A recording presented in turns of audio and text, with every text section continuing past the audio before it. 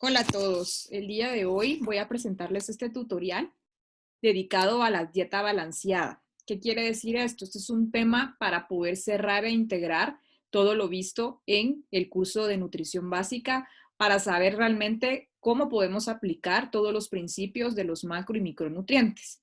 Y quisiera comenzar explicando esta parte. Tenemos que entender que actualmente la evidencia científica nos muestra que ninguna de las dietas restrictivas o metodologías o tendencias donde a largo plazo se deben de quitar algún tipo de macronutriente, primero, no es sustentable en el tiempo, ¿verdad? No forma hábitos alimentarios saludables, que esa es una de las condiciones para las cuales nosotros como nutricionistas tenemos que saber y promover. Y tercero, tampoco hay evidencia científica que haya una mejoría a largo plazo para las personas. Les quiero presentar este estudio de The Lancet Public Health, publicado en un artículo en el 2018, o sea, es un artículo reciente sobre una cohorte prospectiva. Quiere decir un estudio que fue realizado en un largo tiempo, aproximadamente 25 años, en donde nos permite observar los resultados y poder evidenciar qué es lo que pasó con esta población. Además, este estudio fue cotejado con un metaanálisis, quiere decir estudios grandes donde se relacionan y se vuelven a analizar resultados de otras 7 cohortes en Asia, Estados Unidos, Europa, quiere decir estudios bastante grandes y extensos, donde se buscaba relacionar el consumo de carbohidratos en distintas proporciones dentro de la dieta y su relación con la mortalidad, ya que estas nuevas tendencias nos hablan de quitar parcial o totalmente los carbohidratos. Entonces, ellos concluyeron que las dietas bajas en carbohidratos que los sustituían por proteínas o grasas, realmente la habilidad de inducir resultados de pérdida de peso a corto plazo,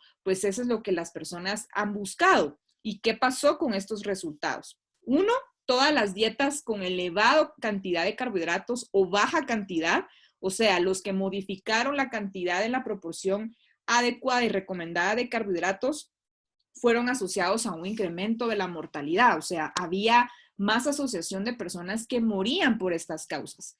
Y con el riesgo mínimo de este porcentaje cuando el porcentaje o el rango se mantenía normal. En pocas palabras, o en otras palabras más bien, el porcentaje de carbohidratos sigue siendo el mismo. La recomendación no ha cambiado, ¿verdad? Y cualquier variación, ya sea por debajo o por demás, podría incrementar riesgo de mortalidad.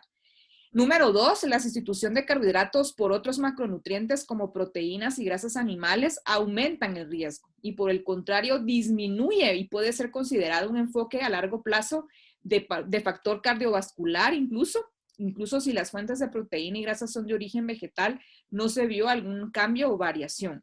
Entonces, en resumen, este artículo con mucha evidencia y soporte científico nos llega a confirmar lo que nosotros a través del curso fuimos aprendiendo. ¿Y cuáles son esas características y principios que una dieta tiene que mantener?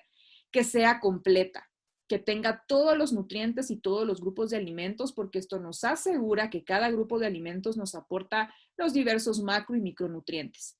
Que sea equilibrada y proporcionada entre sí, cada persona de acuerdo a su estilo de vida, a su peso, a su edad, a su estado fisiológico, tiene porciones indicadas que consumir. Inocua quiere decir que esté libre de cualquier agente patógeno que no implique ningún riesgo para la salud, que no esté contaminado por toxinas, bacterias o hongos, etcétera, que pongan en riesgo a la salud, que sea suficiente, quiere decir que cubra todas las recomendaciones dietéticas diarias, tanto de macro como micronutrientes. Que sea variada es una característica relacionada completa, siempre cumpliendo con esa variabilidad de los alimentos o los grupos de alimentos. Y por último, que sea adecuada. No nos sirve que una dieta pueda cumplir o un plan de alimentación cumpla con esas características si no está ajustada a los gustos de las personas, a la cultura y a los recursos económicos, porque estos son barreras que a veces impiden que las personas lleven una alimentación y un estilo de vida saludable.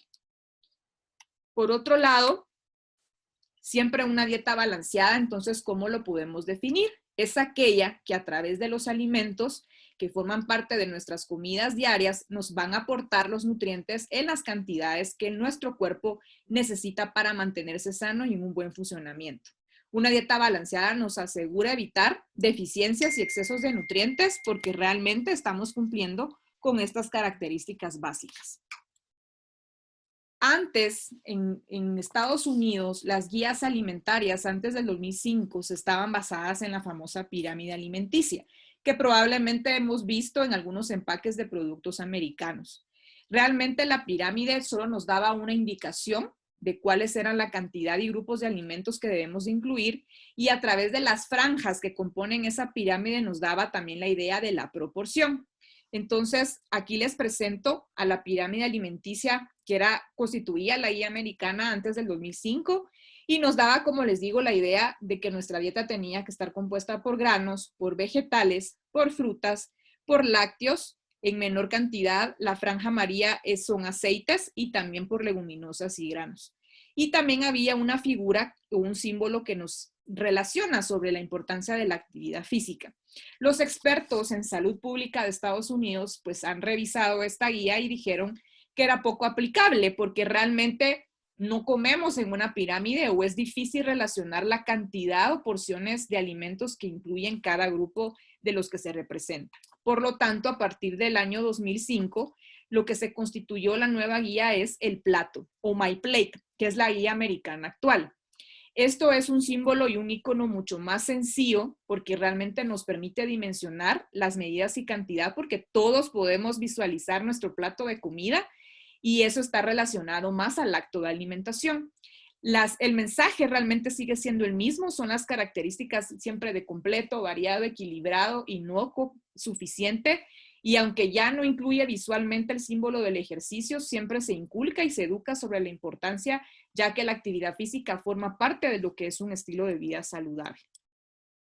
Este es el icono real y el que se utiliza para los temas de educación alimentaria nutricional y podemos ver que My Plate está compuesto de 5 grupos de alimentos. Del lado izquierdo, frutas y vegetales que tienen que constituir la mitad de los platos a la hora de las comidas fuertes. Luego tenemos granos y proteínas que constituyen el lado derecho y por último los lácteos, que los lácteos por lo menos debemos de consumir una porción al día. Les presento aquí el desglose según los grupos de alimentos que representa My Plate, ¿verdad? Los lácteos lo constituye leche, queso, yogur o postres preparados con leche y la porción para niños es 1 taza y para adultos son 2 tazas al día. En la versión de las frutas, incluimos frutas de temporada, pueden ser cítricos, ¿verdad?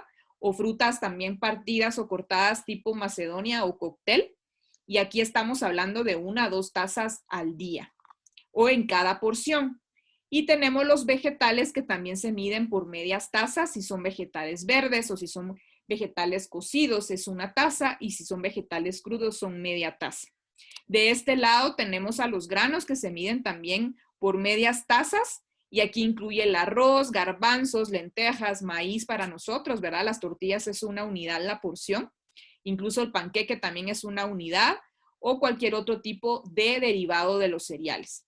Y por último tenemos a las proteínas, que estas se miden por onzas y realmente una porción normal de proteínas puede ir de 2 a 5,5 onzas, que es lo que equivale el tamaño de nuestra palma de la mano. Entonces aquí incluye el huevo, que sería una porción. Una porción es un huevo, 1 unidad. La carne de res, pollo, pescado, incluso también hablando de los embutidos, siempre se miden por onzas y vuelvo a repetir, podemos tomarlos en cuenta cuando medimos de 3 a 5 onzas y media, que sería lo que un tiempo fuerte deberíamos de consumir. El gráfico del plato nos recuerda ciertas necesidades y características como mencioné. Optar por la variedad, mientras más variado y completo y sea nuestro plato, mejor equilibrio va a haber de los nutrientes contenidos en ellos. La mitad del plato en preferencia siempre debe tener verduras y frutas para cada tiempo fuerte y aproximadamente 1/4 del plato debe ser de granos o cereales y 1/4 de proteínas. Las guías americanas recomiendan sustituir los lácteos grasos como la leche entera, por ejemplo, la crema, por algún tipo de lácteo descremado o semidescremado o que tenga también una baja cantidad de azúcar. Y algo importante es evitar las porciones demasiado grandes, es decir, servirnos 2 veces o 3 veces más granos, por ejemplo, y en vez de eso, mejor servirnos más fruta o más vegetales. Esta es otra indicación de cómo podemos nosotros incluir diversos alimentos en cada uno de los grupos de que se presenta en el plato. De los cereales tenemos el arroz, las pastas, el pan, ¿verdad? Las lentejas, las arvejas, garbanzos, los frijoles para nosotros, incluso la quinoa, que es un producto que se ha incluido en los últimos años. En las proteínas tenemos el pollo, la carne, el pescado, los huevos, el queso, por ejemplo. Y del lado de las verduras y hortalizas tenemos hojas verdes, hojas de tamaño y de color verde oscuro, como espinaca, acelga, el tomate como un vegetal, zanahoria, berenjena, el zucchini, por ejemplo, el pepino, ¿verdad? Y los espárragos, etcétera. Y dentro de las frutas tenemos que realmente la porción o la recomendación pues es de 2 a 3 porciones al día junto con los vegetales y que también tenemos una diversidad de frutas que podemos utilizar. Además, esto también ya incluye las grasas saludables como algunas semillas, ¿verdad? El aguacate también como una fuente de grasas importantes y en los aceites vegetales que van contenidos muchas veces dentro de la preparación de los alimentos. Y para recordarles que la guía en Guatemala es la guía alimentaria, es la olla familiar, que también nos da la idea y nos permite la educación sobre los grupos de alimentos que conforman nuestra alimentación, basándonos siempre en los cereales, granos y tubérculos que constituye la base del patrón de alimentación, especialmente el maíz y el frijol. Luego tenemos los vegetales y las frutas. Luego tenemos también en menor recomendaciones mínimas que van a ser los lácteos y las carnes. Y luego tenemos la que deberíamos de consumir en menos cantidad, que son los aceites y los azúcares refinados.